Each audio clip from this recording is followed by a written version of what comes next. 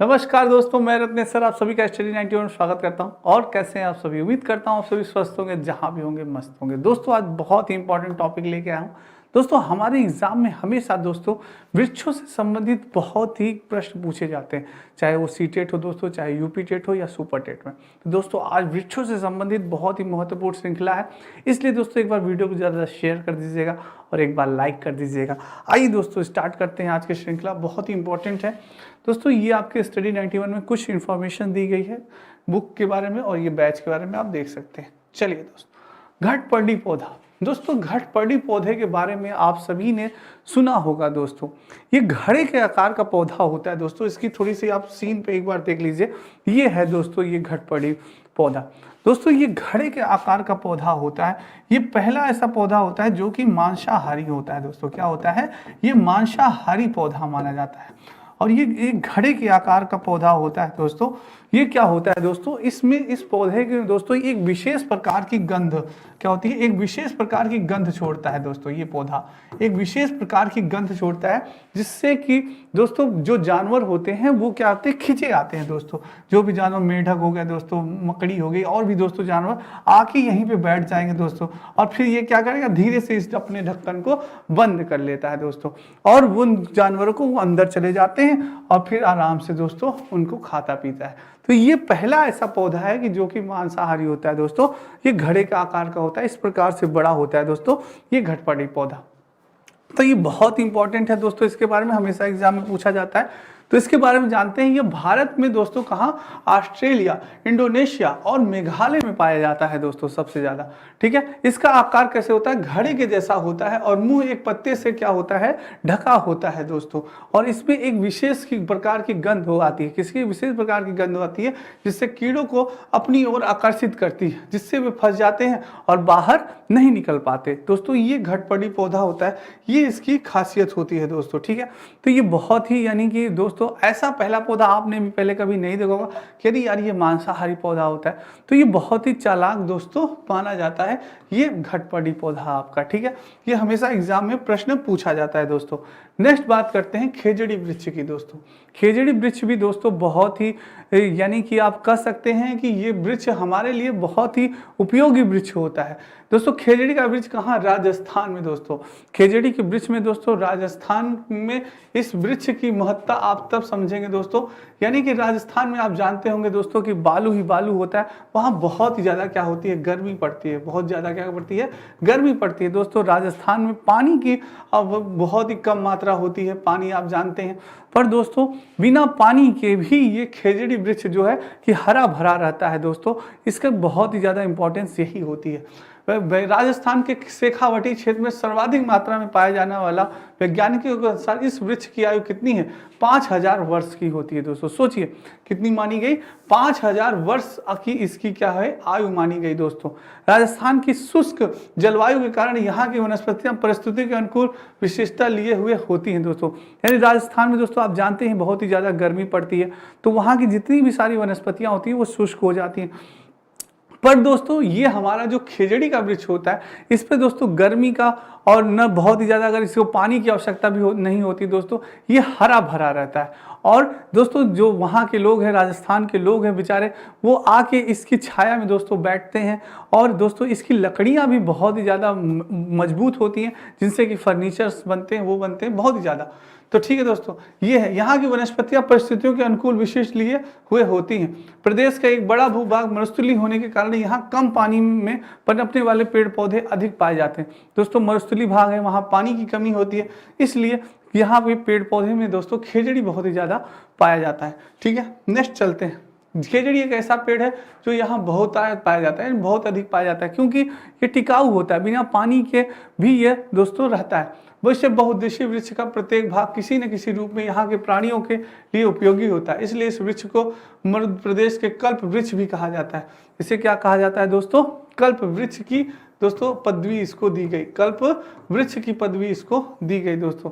बहुउपयोगी खेजड़ी वृक्ष को 1983 में राजस्थान का राज वृक्ष भी घोषित कर दिया गया। दोस्तों सोचिए, जिस वृक्ष को राजस्थान का राज वृक्ष घोषित कर दिया गया हो दोस्तों, तो वो उसकी कितनी खासियत होगी। 1983 में दोस्तों, कब, 1983 में, कब दोस्तों, 1983 में खेजड़ी, यानी कि 1983 में राजस्थान के इस खेजड़ी वृक्ष को दोस्तों देखिए, ये जो खेजड़ी का वृक्ष आप देख रहे हैं, इस खेजड़ी के वृक्ष को राज वृक्ष घोषित कर दिया गया, राज्य वृक्ष घोषित कर दिया गया राजस्थान में दोस्तों, किसमें, राजस्थान में दोस्तों।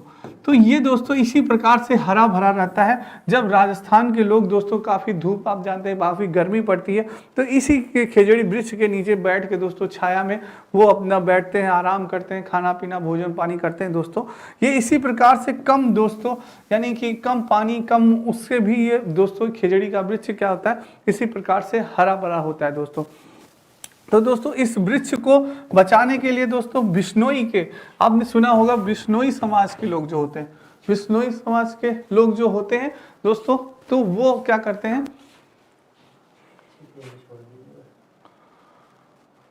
ठीक, तो बिश्नोई समाज के जो लोग होते हैं दोस्तों, वो बिश्नोई समाज के लोगों ने इस खेजड़ी के वृक्ष को बचाने के लिए दोस्तों, इस खेजड़ी के वृक्ष को बचाने के लिए बहुत सारे दोस्तों आंदोलन किए। इसको चिपक गए थे और कई लोगों ने मृत्यु भी हो गए। आपने सुना होगा बिश्नोई आंदोलन के बारे में दोस्तों। तो यही खेजड़ी का वृक्ष था दोस्तों, इसी को बचाने के लिए, ठीक है। तो ये चीज़ है दोस्तों। नेक्स्ट है दोस्तों लाइकेन। अब बात करते हैं लाइकेन की दोस्तों। लाइकेन निम्न श्रेणी का एक ऐसी छोटी वनस्पतियों का एक समूह है जो कि विभिन्न प्रकार के आधारों पर उगे हुए पाए जाते हैं दोस्तों। लाइकेन भी एक बहुत ही निम्न श्रेणी की छोटा सा वनस्पति होता है दोस्तों, और इन आधारों में वृक्षों की पत्तियां एवं छाल, प्राचीन दीवारें, भूतल, चट्टान और शिलाएं मुख्य हैं दोस्तों। इसमें इसकी जो पत्तियां होती हैं वो बहुत ही ज़्यादा महत्वपूर्ण पाई होती हैं दोस्तों। और ये दोस्तों प्राचीन दीवारों पे, भूतल पे, चट्टानों पे और कहीं पे भी दोस्तों आसानी से ये उगाता है आपका लाइकेन दोस्तों, ठीक है। नेक्स्ट चलते हैं दोस्तों। लाइकेन विश्वव्यापी है दोस्तों, हर जगह, विश्व के हर जगह पे ये पाया जाता है दोस्तों लाइकेन। ये विभिन्न स्थानों तथा आधारों पर, जैसे पेड़ों के तनों, दीवारों, चट्टानों और मृदा पे आदि में भी यह पाया जाता है आपका लाइकेन। समुद्र के किनारों से लेकर पहाड़ों के ऊंचे शिखर तक स्थित होते हैं, परंतु वर्षा यहाँ पे प्रचुर उष्णकटिबंधीय वनों में यह बहुतायत में पाया जाता है। उष्णकटिबंधीय दोस्तों जहाँ पे क्या वर्षा प्रचुर मात्रा में होती है, यानी अधिक जहाँ पे वर्षा होती है, अधिक जहाँ पे वर्षा होती है दोस्तों, वहाँ पे ये पाया जाता है दोस्तों आपका लाइकेन, ठीक है। इनके लाइकेन मृदा निर्माण की प्रक्रिया में सहायक होता है दोस्तों। मिट्टी के निर्माण के लिए लाइकेन बहुत ही ज़्यादा उपयोगी होता है दोस्तों, ठीक है। कई लाइकेन खाद्य पदार्थ के रूप में भी प्रयोग किए जाते हैं दोस्तों। आपसे प्रश्न पूछ सकता है कि कौन सा वृक्ष ऐसा होता है कि जो कि मृदा निर्माण के लिए आवश्यक होता है, तो वो होता है लाइकेन। कौन सा वृक्ष, कौन सा पेड़ होता है कि जो कि दोस्तों खाद्य पदार्थ के लिए उपयोगी होता है, प्रयोग किए जाते हैं, तो वो होते हैं लाइकेन, ठीक है दोस्तों। ये आपके लिए बहुत इंपॉर्टेंट था। नेक्स्ट है ये दोस्तों लाइकेन, देख लीजिए इस प्रकार का होता है लाइकेन। चलिए दोस्तों नेक्स्ट चलते हैं। रेगिस्तानी ओक दोस्तों, रेगिस्तानी ओक के बारे में बहुत इंपॉर्टेंट है। ये आपके एग्जाम में सीटेट में इससे बहुत ही प्रश्न बनता है दोस्तों। सीटेट में ओक है, खेजड़ी है, इससे आपका बहुत ही प्रश्न बनता है। और भी इंपॉर्टेंट है दोस्तों, रेगिस्तानी ओक पेड़ का नाम है। इस पेड़ की लंबाई लगभग कितनी होती है, 4 मीटर दोस्तों। इस पेड़ की लंबाई कितनी होती है, 4 मीटर होती है दोस्तों। देखें तो होगा, इसकी पिक आपको पहले पिक दिखा दें। ये है दोस्तों आपका रेगिस्तानी ओक, 4 मीटर का होता है दोस्तों। ये बहुत ही लंबा वृक्ष होता है दोस्तों आपका रेगिस्तानी ओक, ठीक है। तो इसकी खासियत क्या है आइए जानते हैं दोस्तों।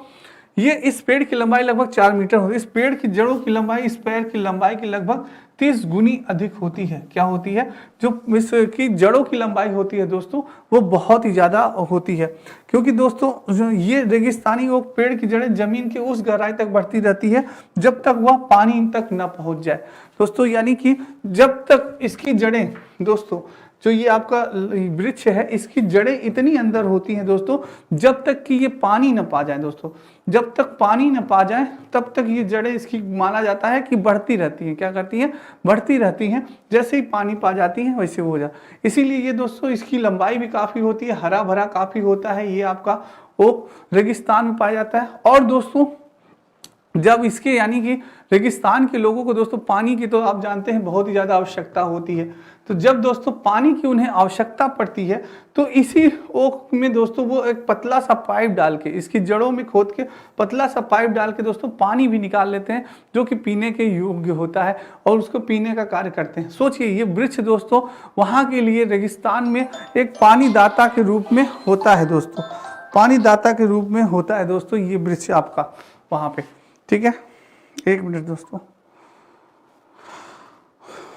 तो ये बहुत ही इंपॉर्टेंट है दोस्तों कि सोचिए रेगिस्तान में दोस्तों ऐसा वृक्ष हो जिससे कि हम जल प्राप्त कर सकें तो कितना दोस्तों इंपॉर्टेंट होगा। ठीक है, तो ये और भी इंपॉर्टेंट चीजें बाद में जाते हैं। इस पेड़ में दोस्तों तो ये हो गया। और दोस्तों इस पेड़ में जो है पत्तियां बहुत ही कम होती है, बहुत ज़्यादा ना के बराबर होती है, बहुत ज़्यादा पत्तियां नहीं होती, पर ये घना बहुत होता है। रेगिस्तान ओक की जड़ों द्वारा जमीन से अवशोषित किए गए पानी इस पेड़ के तनों में क्या हो जाते हैं, इकट्ठा रहते हैं, तनों में भी इकट्ठा रहते हैं। जब कभी भी उस इलाके में पानी का अकाल होता है तो वहाँ के लोग इस पेड़ के तने के अंदर पतला सा क्या दोस्तों पाइप डालकर पानी से निकाल लेते हैं। रेगिस्तान ओक कहाँ पाया जाता है, ये बहुत इंपॉर्टेंट है दोस्तों, ऑस्ट्रेलिया में पाया जाता है। रेगिस्तान ओक बहुत ज़्यादातर ऑस्ट्रेलिया में पाया जाता है दोस्तों। ठीक है, आपका ये रेगिस्तानी ओक दोस्तों ऑस्ट्रेलिया में पाया जाता है, याद रखिएगा दोस्तों। प्रश्न कैसे पूछा था, प्रश्न आपसे पूछा था कि एक ऐसा वृक्ष जो कि पानी की आवश्यकता के समय पतला सा पाइप डाल के वहाँ के लोग उस यानी कि वृक्ष से उसके जड़ से पानी निकाल लेते हैं, वो वृक्ष कौन सा था। ऑप्शन कई वृक्षों का दिया था दोस्तों, तो वो वृक्ष था ओक वृक्ष। कौन सा था, ओक वृक्ष, जो कि आपका कहाँ मिलता है दोस्तों, ऑस्ट्रेलिया में मिलता है, याद रखिएगा कहाँ, ऑस्ट्रेलिया में पाया जाता है। तो इस प्रकार से आपके सीटेट में यूपी टेट में प्रश्न पूछे जाते हैं, इस प्रकार से बनते हैं दोस्तों इस टॉपिक पे। ठीक है, चलिए दोस्तों नेक्स्ट चलते हैं दोस्तों। ये आपके स्टडी 91 में कुछ दोस्तों पुस्तकें हैं, आप देख सकते हैं। चलिए नेक्स्ट चलते हैं दोस्तों, बरगद की बात करते हैं दोस्तों। तो जो बरगद का पेड़ है आप सभी ने देखा होगा दोस्तों, बरगद के पेड़ बहुत ही दिन तक टिकाऊ होते हैं दोस्तों, इनकी आयु बहुत ही ज़्यादा होती है और ये प्राचीन काल से दोस्तों बरगद के पेड़ हमें देखने को मिलते हैं। प्राचीन काल से दोस्तों ये बरगद के बहुत बड़े बड़े, कुछ तो दोस्तों बहुत ही विशाल, बहुत घने रहते हैं, जिसे देख के ही डर लगता है।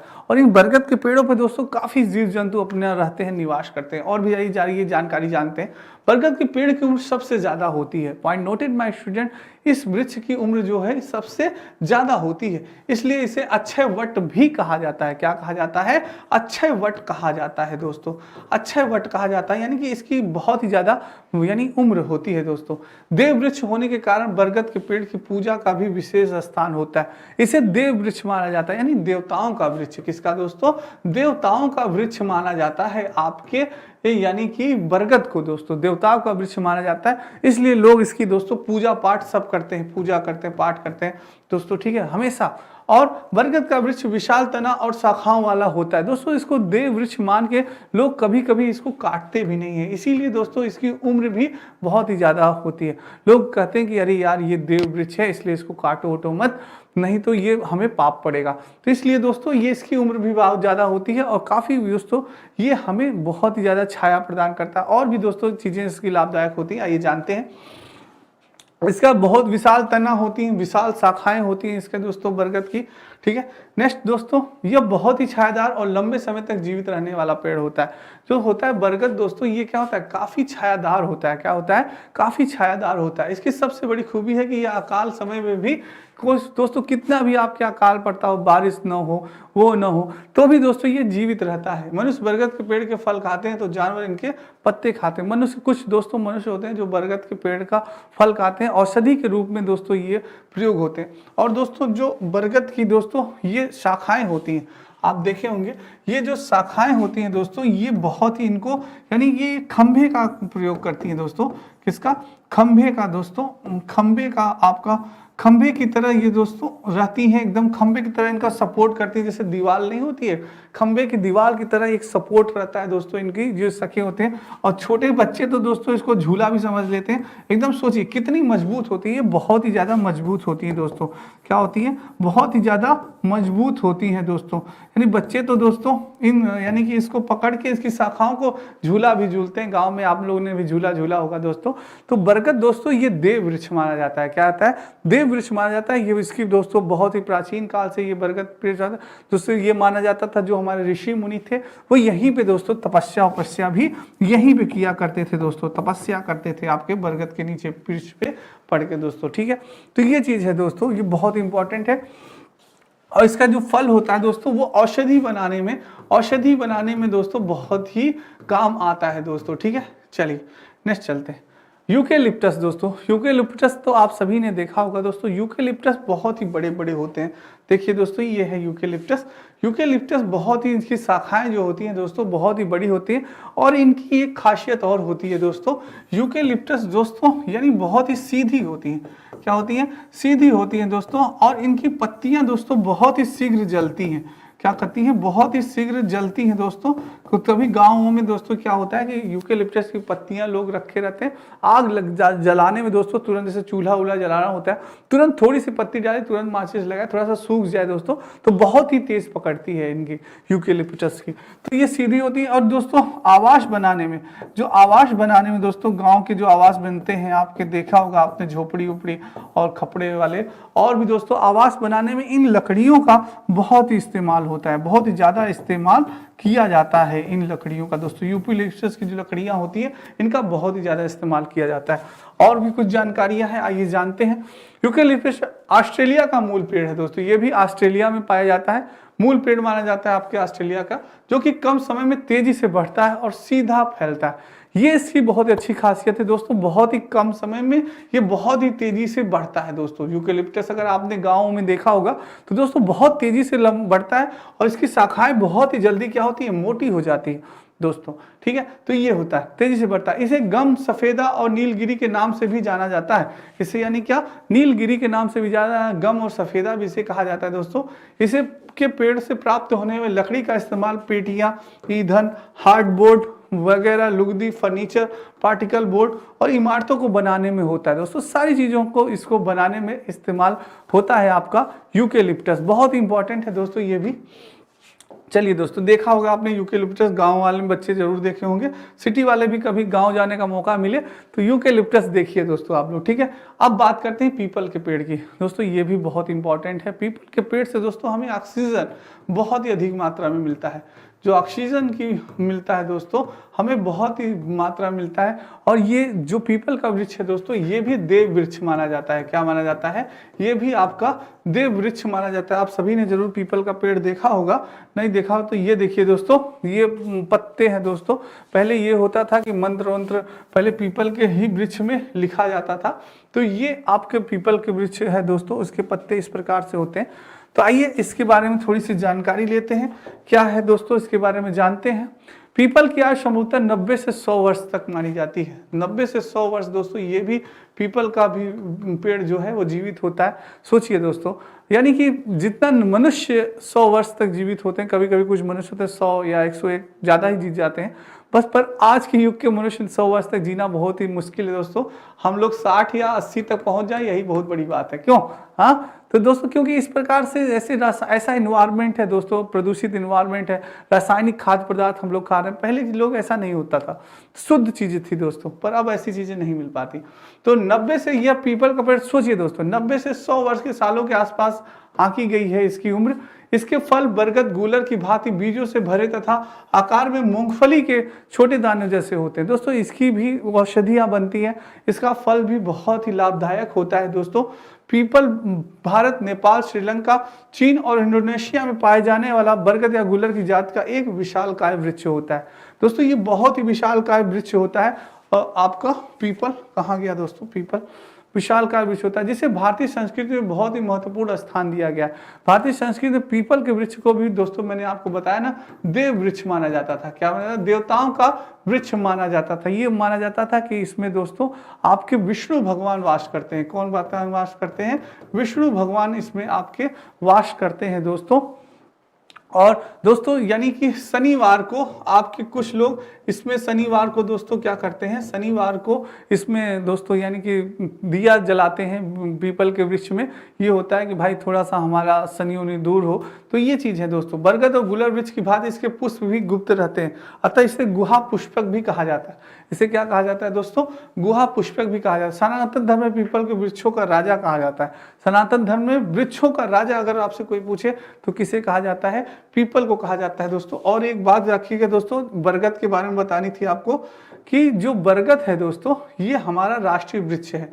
बरगद हमारा क्या है, राष्ट्रीय वृक्ष है दोस्तों। राष्ट्रीय वृक्ष जो होता है हमारा माना गया, क्या माना गया, बरगद को माना गया है दोस्तों। हमारा राष्ट्रीय वृक्ष क्या है, बरगद को माना गया है दोस्तों, ये याद रखिएगा, ठीक है।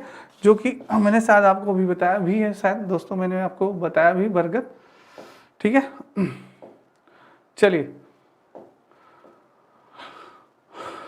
दोस्तों, बात हो रही थी किसकी, बात हो रही थी आपके पीपल की दोस्तों, ठीक है। तो ये चीज है दोस्तों, पीपल को वृक्षों का राजा भी कहा जाता है सनातन धर्म में, ठीक है। नेक्स्ट बात करते हैं दोस्तों, ये आपका पीपल का पेड़ है।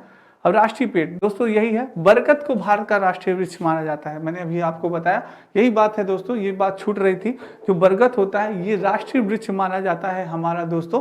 और क्यों ना माना जाए दोस्तों, जो कि वृक्ष हमारे लिए इतना उपयोगी होता है। और दोस्तों आपके जो ये पीपल का जो वृक्ष है, यहीं पे आपके महात्मा बुद्ध ने दोस्तों, यानी कि महात्मा बुद्ध को बताया जाता है कि महात्मा बुद्ध को पीपल के वृक्ष के नीचे ही सारनाथ में, आपको देखने मालूम होगा, सारनाथ में आपको दोस्तों महात्मा बुद्ध को ज्ञान की प्राप्ति हुई थी। तो इस पीपल के वृक्ष के नीचे ही उन्हें ज्ञान की प्राप्ति हुई थी। यानी आप समझ सकते हैं दोस्तों, इस वृक्ष में ऑक्सीजन की मात्रा बहुत ही ज़्यादा होती है। ऑक्सीजन की मात्रा इस वृक्ष में बहुत ही ज़्यादा निकलती है दोस्तों। और ये होता है दोस्तों कि जिस ऋतु, जो ऋतु होती है उसका जस्ट अपोजिट होता है। जैसे दोस्तों अगर आप ठंड में इसके नीचे बैठ जाएंगे तो आपको गर्मी लगेगी, ठंड में इसके नीचे बैठ जाएंगे तो आपको गर्मी का एहसास होगा दोस्तों। और अगर आप गर्मी में अगर आप बैठ गए दोस्तों, गर्मी में इसके नीचे आप बैठ गए तो आपको ठंड का एहसास होगा। जस्ट अपोजिट होता है दोस्तों, ये इन्वायरमेंट के जस्ट अपोजिट को कार्य करता है और आपको फील देगा। इसीलिए दोस्तों यहाँ पे ऋषि मुनि जो होते थे, जैसे आपके महात्मा बुद्ध थे दोस्तों, उन्होंने भी तपस्या की। तो सारे दोस्तों ऋषि मुनि इसी वृक्ष के नीचे बैठ के भी तपस्या किया करते थे, आपके पीपल के वृक्ष के नीचे, बरगद के वृक्ष के नीचे तो तपस्या किया करते थे दोस्तों। तो इसलिए जो ये हमारे पेड़ पौधे होते हैं ना दोस्तों, ये हमारे लिए बहुत ही इंपॉर्टेंट होते हैं, हमारे जीवन का दोस्तों ये बहुत इंपॉर्टेंट होते हैं। हम सभी जानते हैं कि ये जो पेड़ पौधे हैं हमसे क्या लेते हैं दोस्तों, कार्बन डाइऑक्साइड लेते हैं। क्या लेते हैं, कार्बन डाइऑक्साइड लेते हैं दोस्तों, कार्बन डाइऑक्साइड लेते हैं। और हमसे दोस्तों ये कार्बन डाइऑक्साइड लेते हैं और हमें क्या प्रदान करते हैं, ये ऑक्सीजन प्रदान करते हैं। क्या प्रदान करते हैं, ये हमें ऑक्सीजन प्रदान करते हैं दोस्तों। तो जिस प्रकार से हमारे लिए ये महत्वपूर्ण है, उसी प्रकार से दोस्तों इनके लिए हम भी महत्वपूर्ण हैं। तो ये हमारा और इनका दोनों का होना इस समाज में बहुत ही ज़्यादा आवश्यक है दोस्तों। पर हमारा अस्तित्व तो बढ़ता चला जा रहा है, पर इनका अस्तित्व क्या हो रहा है दोस्तों, कम होता जा रहा है, जो कि बहुत ही बड़ी समस्या है हमारे पर्यावरण को प्रदूषित होने में दोस्तों। पर्यावरण को प्रदूषित होने में सबसे बड़ी समस्या हमारी आ रही है क्या, ग्लोबल वार्मिंग दोस्तों। क्या, ग्लोबल वार्मिंग, वैश्विक तापकरण दोस्तों। इन्हीं के कम होने से, इन्हीं के कटने से लोग दोस्तों निवास स्थान को ज़्यादातर बना रहे हैं, अपने निवास स्थानों की स्थापना बहुत ही अधिक होती जा रही है, बढ़ती जा रही है दोस्तों। जिस कारण से दोस्तों ग्लोबल वार्मिंग बहुत ही तेजी से हमारे ऊपर दोस्तों अटैक कर रही है। ग्लोबल वार्मिंग से हमारे दोस्तों जो हमारी धरती का वातावरण है वो बहुत ही ज़्यादा गर्म होता जा रहा है, बहुत ही ज़्यादा गर्म होता जा रहा है दोस्तों, इन्हीं पेड़ पौधों के कारण से दोस्तों। तो दोस्तों अगर ये पेड़ पौधे होते तो दोस्तों ये कई चीज़ें कई प्रदूषणों को अवशोषण करते हैं, जिससे कि दोस्तों यानी कि हमारी गर्मी, जो हमारी धरती जो गर्म होती जा रही है वो बहुत ज़्यादा गर्म न हो पाती दोस्तों। वर्षा के लिए भी ये कारण ये होते हैं दोस्तों, ये बादलों को आकर्षित करते हैं, वर्षा होती है अत्यधिक अगर पेड़ पौधे होते हैं। तो दोस्तों कोशिश करिए कि पेड़ पौधों का बचाव करिए दोस्तों, क्योंकि अगर आने वाली पीढ़ी में दोस्तों अगर इसी प्रकार से पेड़ पौधे कटते रहे तो इसका परिणाम बहुत ही दुखदायी होने वाला है दोस्तों, बहुत ही ज़्यादा दुखदायी होने वाला है। हम अपने आने वाली पीढ़ी को दोस्तों एक जैसे इन्वायरमेंट दोस्तों जो हमें मिला हुआ है इससे भी बुरा इन्वायरमेंट शायद मिले दोस्तों। तो इसलिए कोशिश करिए कि आप उस इन्वायरमेंट को बचाए रखिए और दोस्तों उन्हें अच्छा इन्वायरमेंट दें, ठीक है। तो ये चीज़ है दोस्तों। चलिए नेक्स्ट देखते हैं दोस्तों। बरगद है। बरगद का पेड़ अपनी हमेशा फैलते रहने वाली शाखाओं के कारण अमरता का प्रतीक होता है। दोस्तों क्या है, बरगद का पेड़ दोस्तों जो उसकी शाखाएं हैं हमेशा क्या होती है, फैलती रहती है दोस्तों, इसीलिए यह अमरता का प्रतीक माना जाता है कि यह बरगद का पेड़ क्या होता है, यह अमर होता है दोस्तों। क्या होता है, अमर होता है। ये जल्दी दोस्तों यानी कि न कटता है न सूखता है, कुछ नहीं होता, हमेशा दोस्तों क्या होता है, यह हरा भरा रहता है। हमेशा क्या होता है, यह हरा भरा रहता है दोस्तों। ये भी हमें ऑक्सीजन बहुत ही अधिक मात्रा में प्रदान करता रहता है। भारत की एकता इस पेड़ के विशाल और गहरी जड़ों से प्रतिबिंबित होती है दोस्तों। इसमें कई जीव जंतु जो दोस्तों कई जीव जंतु होते हैं दोस्तों, जीव जंतु पक्षी सारे दोस्तों इस बरगद के पेड़ में निवास करते हैं। यानी ऐसा नहीं है कि दोस्तों केवल पक्षी हम कह सकें कि इसमें रहते हैं, नहीं, इसमें सब दोस्तों सर्प, जीव जंतु, मेढक, हर चीज, मनुष्य भी दोस्तों अपना उसी के नीचे निवास स्थान बना के रहते हैं। सारे जीव जंतु दोस्तों इसमें निवास स्थान बना के रहते हैं। यानी कि ये एक प्रतीक है, एकता का प्रतीक है कि दोस्तों एक वृक्ष पे सभी लोग जीवन यापन कर सकते हैं आसानी से। तो ये चीज है दोस्तों, इसीलिए इसको राष्ट्रीय वृक्ष कहा गया। यानी बरगद को ऐसे ही नहीं दोस्तों राष्ट्रीय वृक्ष कहा गया, इसके अंदर ये क्वालिटी है, ये गुण है, इसलिए दोस्तों इसको राष्ट्रीय वृक्ष माना गया आपका, ठीक है। तो ये इंपॉर्टेंट चीजें थी दोस्तों, बहुत इंपॉर्टेंट है आपके लिए, ठीक है। चलिए दोस्तों नेक्स्ट चलते हैं। दोस्तों ये आपके नितिन सर के द्वारा दोस्तों सारी ई बुक्स हैं, बहुत ही इंपॉर्टेंट है ई बुक्स आपके कंपटीशन के लिए। दोस्तों इन बुक्स को आप ले सकते हैं और तैयारी कर सकते हैं नोट्स को, ठीक है। और दोस्तों मैं आपको यही बताना चाहूँगा, हो सके तो जितना ज़्यादा से ज़्यादा प्रैक्टिस सेट करते रहिए, तभी आप अपनी सफलता के करीब पहुँचेंगे दोस्तों, ठीक है। तो आज की क्लास उम्मीद करता हूँ दोस्तों आपको बहुत ही अच्छी लगी होगी। कल दोस्तों इसी से संबंधित हम क्वेश्चन प्रैक्टिस सेट करेंगे जो कि बहुत इंपॉर्टेंट है। तो और भी दोस्तों हमारे पौधों से संबंधित जो क्वेश्चन किस प्रकार से बनते हैं वो सारा कॉन्सेप्ट हमारा क्लियर हो जाएगा दोस्तों, ठीक है। तो आज के लिए इतना ही, कल फिर मिलेंगे बहुत इंपॉर्टेंट टॉपिक के साथ। तब तक राधे राधे, जय श्री कृष्ण और जय हिंद दोस्तों।